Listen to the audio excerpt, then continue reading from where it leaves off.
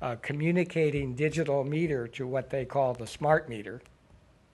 And most importantly, they took away the control of the use of electricity in the home as a function of having this information in real time, the dashboard as you called it, and rather they assigned that task to a computer located at the utility company or maybe located in a giant bunker in the state of Utah under control of some security organization. Rather than letting the individuals make So in other words, they centralize management of power usage, is that what you're saying? Yeah, this is the direction that we are going. And I'm not sure if you're aware of it, but this show is originating here in Sacramento, California. And tonight, as we speak, there's an anti-smart meter rally downtown.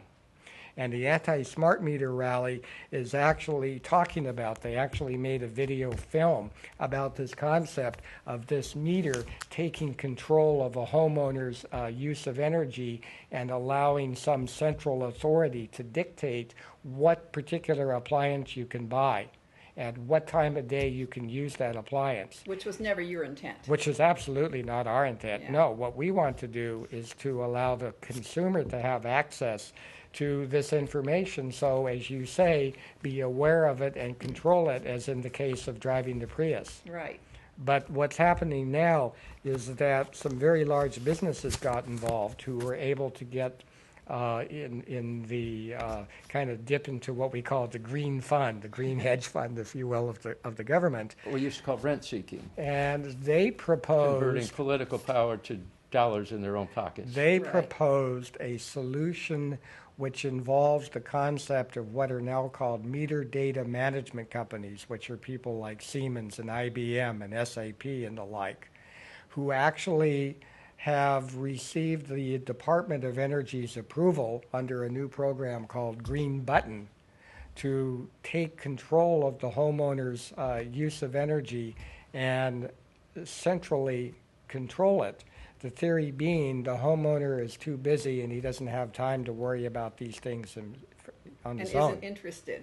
And isn't interested. Despite all evidence to the contrary, that the consumer is getting much more sophisticated and able to handle this information. Exactly, but again, we have to follow the money because in fairness, these large companies are doing what they think is a service to the homeowner and to our citizens, and understand that they're doing it for profit. That is to say, a meter data management company, a utility is in the business of generating and selling power. It does not want to be in the business of managing meter data.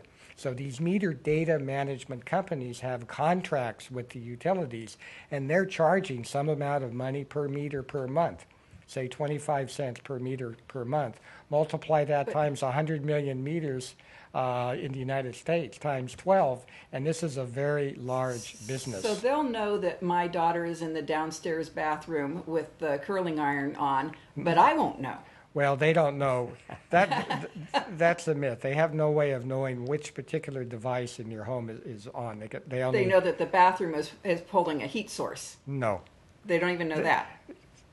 They know how much power the home is using at any point in time. So they can tell whether you've got the heat lamps on for your marijuana growers.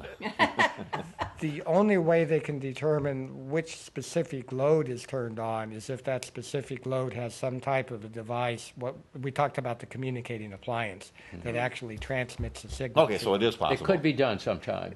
In the future. Well, the intent of the then. government's current green energy program and the intent of something called the Demand Coalition. You can do a Google search for the Demand Coalition in Washington, D.C., which is composed of a number of appliance companies as well as meter manufacturers. Mm-hmm. Their intent is to take control of this and put these communicating chips in virtually everything, from light bulbs to waffle irons to dishwashers. There's going to be a black box. Why? Because they make money selling the black boxes and selling the chips to communicate. Now, this all sounds a little bit far-fetched, all of these black boxes. This is happening. All these black boxes. This is not far-fetched. This is in process. Yeah, being able, but you're right, it is in process.